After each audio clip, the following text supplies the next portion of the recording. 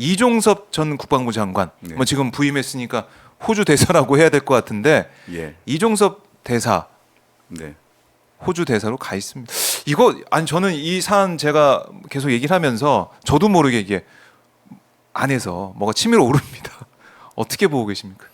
뭐 이제 비행기 타고 간 거고요. 네. 신임장 아직 못 받았기 때문에 음. 아직 대사는 아니죠. 네. 이제 가서 대기하다가 음. 호주에서 이제 총리가 불러서 이제 신임장 받으면 이제 대사가 되는 것이죠. 네. 근데, 한마디로 말씀드리면 그냥 범인 도피입니다. 예, 그것을 범인 높이다. 범인 도피를 저는 용산에서 실행한 것이다. 저는 이렇게 생각하고요. 뭐 언론에서 여러 가지 나왔습니다만 호주 대사관은 정초 공관입니다. 이런 표현 잘 이해 못하실 텐데 네.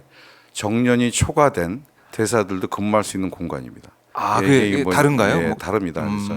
그래서 저희들이 아는 사강뿐만 아니라 꽤 규모 있는 공관들은 공관장인 특명 정권대사, 특명 정권대사의 약칭이 대사거든요. 네. 그래서 그 국가의 대통령의 권한 그를 대리해서 그 지역에서 국민들을 그 지역에 있는 국민들을 대표해서 행정력을 펼치시는 분이고 네. 대표하는 분들이 가서 대사가 되는 것인데 외교 공무원들은 60세 정년에 해당을 받죠. 그런데 그럼에도 불구하고 주요 공관들은 정년이 초과해도 임기 3년 정도는 보장해주는 곳입니다. 호주도 당연히 그런 곳인데 네. 지금 호주 대사는 김완중 대사라는 분이 가 계세요. 문재인 정부 때 외교부 기조실장을 하셨던 네. 아주 외교부 촉망받는 대사신데 이분이 가신 지가 1년 3개월밖에 되지 않았습니다. 그런데 3년 채우지 않고 그냥 빼버린 겁니다. 갑자기 왜 뺐을까요? 주요국 대사 보내기는 어렵고 자리를 만들어야 되니까. 자리를 만들어야 되는데 네. 이종섭 보내야 되고 가장 특히 이제 서구권 국가이기 때문에 호주가 근무 여건이 좋거든요. 그렇겠죠. 이런 곳에 특히 장관 자리가 갈 자리는 아닙니다. 솔직히 말씀드리면 외교부에서도 보면 기조실장이나 네. 차관급까지는 갈 수 있겠습니다만 장관 자리가 갈 자리가 아닌데 이종섭 보낸 것은 급하게 뺄 수 있는 자리를 빼고 바로 보낸 겁니다. 굉장히 조급하게 결정된 것이고요. 네. 물론 이제 이종섭 장관뿐만 아니라 그 당시에 외교부 국방부 차관을 했던 신범철 그런 천안갑에 그 다음에 안보실의 2차장을 했던 임종덕 차장은 본인의 고향인 영주 봉화에 공천을 줘서 그것도 단수 공천 줘서 보낸 거 아닙니까? 네. 대구 경북 지역의 핵심이고 아주 농촌 지역이기 때문에 공천 받으면 당선되는 곳인데 이 사건과 관련된 최상병 사건 관련된 3명의 주요 피의자들인 국방부 장관, 국방부 차관, 그 다음에 안보실의 2차장을 급하게 공천을 줘서 내보내거나 아니면 공관장, 특임 공관장으로 지금 내보낸 것. 이것은 이 사건의 본질을 용산이 파악하고 신속하게 입막음한 것이고 그리고 피의자들 도피시킨 것이다. 저는 이렇게 확신합니다. 확신한다 이렇게 말씀하셨는데 대통령실이 그러더라고요. 아니 이렇게 몇 달 동안 수사도 안 하고 있는데 그럼 이게 수사 안 하고 있는 상황에서 아무것도 하지 말라는 거냐 이런 얘기를 했고 또 출국 금지된 줄도 몰랐다.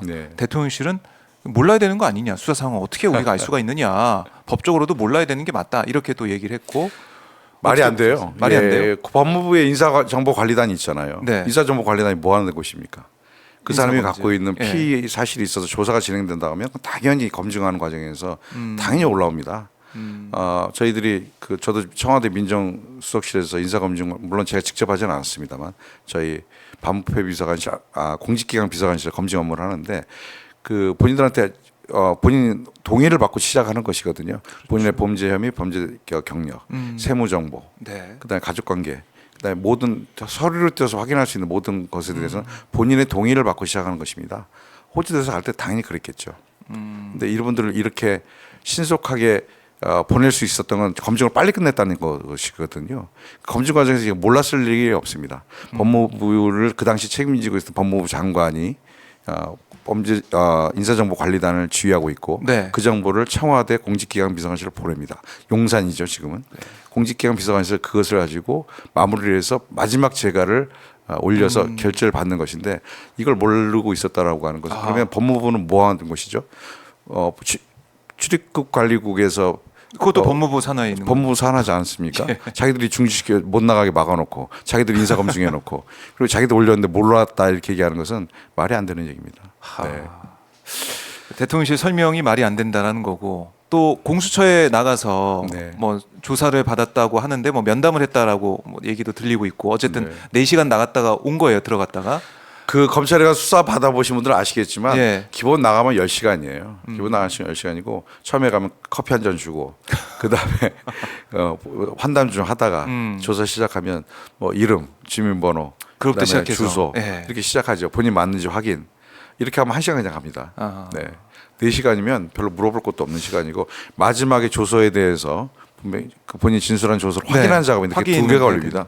아. 그렇게 따지면 실제 조사는 한 1시간이나 했을까? 저는 예. 그렇게 보여집니다. 그러니까 그거를 근거로 삼아서 네. 심의위에서 네. 그 이의 제기를 받아들인 거잖아요. 이준석 장관의 이의 제기를 네. 출금 풀어달라. 그걸 이 심의위에서 받아줬어요. 네. 여러 가지 이유를 들었지만은 네. 공수처에 나가서 조사를 받았고 예. 또 수사에 협조를 하겠다고 했다. 뭐 그것까지 조건을 얘기를 하던데. 피의자가 수사에 협조하겠다고 해서 이렇게 출금 풀어주는 대한민국 검찰이었습니까? 저는 묻고 싶습니다. 공수처에서. 네, 예, 그렇습니다. 풀어준 것은 이제 검찰의 출입 그렇죠. 권한이니까요. 예. 아니 그러면은 진짜 이 조사 출금돼 있다 그러면 저 좀 풀어주세요. 근데 뭐 풀어준 이유가 이제 공적인 임무 때문에 나가야 네. 되니까 어쩔 수 없다. 또 이런 얘기를 또 법무부 장관도 하고 있던데. 그게 굉장히 주요한 사건이잖아요. 예. 그렇게 판단했다면 정무적 판단 안 하는 겁니다. 국민들을 정말 우습게 보는 것이죠. 네, 이 사건이 무슨 동네에서 주차선 위반해서 생긴 사건도 아니고 불법 주차에 생긴 사건도 아니지 않습니까? 그렇죠. 국민들이 정말 열심히 쳐다보고 관심 가지고 있는 사건이고 또 정권이 특히 최고 권력기관이라고 하는 용산이 개입되는 사건이어서 막 국회에서도 특검 논의가 진행되고 있는 사건인데 네. 이 사건에 관련된 주요 피의자 아니겠습니까?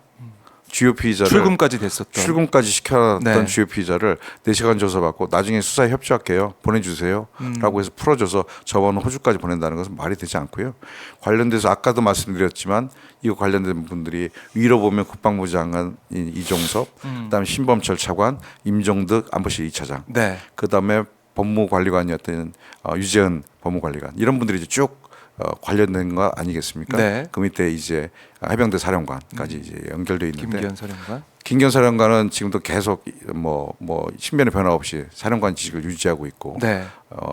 법무관리관 마찬가지고요. 음. 위에 세 분은 이제 국방부를 떠났는데 용산을 떠났는데 한 분은 자기 고향 경북 땅에서 공천을 단수로 받고 한 분은 천안 땅 가서 네. 외고향에서 받고 또 한 분은 호주 대사가 돼서 나간다.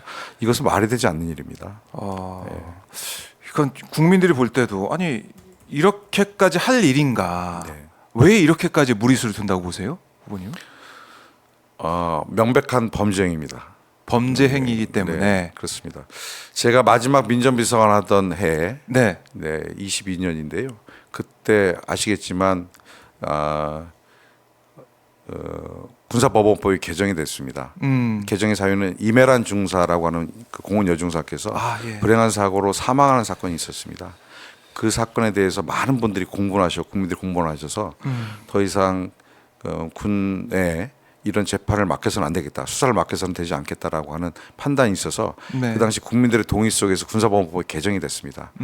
그래서 2심은 이제 민간 법원으로 넘기고요. 네. 군에서 하지 않고 1심 중에서도 1심은 이제 초동 수사와 1심 재판은 중요하기 때문에 군에서 하겠지만 사망 사건, 그다음에 성비 관련된 범죄, 네. 그다음에 입대 전 범죄 이 세 가지 범죄는 확인 즉시 민간 경찰로 넘겨서 수사권을 넘기는 것을 골자로 하는 내용이었습니다. 아. 수사 관련된 내용으로만 보면 네. 근데 이게 22년에 개정이 됐고 박정훈 대령은 이 사건에 대해서 사망 사건이었기 때문에 분명히 이 원칙대로 조사를 끝냈고 피의자를 특정했고 초동 수사를 끝낸 뒤에 장관 결재까지 받고 그리고 결재에 따라서 민간 경찰로 이첩시킨 것입니다. 그게 법 정신이고 법 절차에 맞습니다. 그렇네요. 이것을 막은 겁니다. 이것은 군사법원법을 정면으로 위배하는 행위고요. 범죄입니다. 범죄. 이 범죄에 가담한 분들이 지금 언론 보도와 확인으로 따르면 용산 국방부가 개입돼 있다는 것이 이제 1차적으로 계속 보도가 나오고 있어요. 의혹이 예. 되고 있는 거 아니겠습니까? 보도도 되고 있고 통화 사실도 확인되고 있고. 네.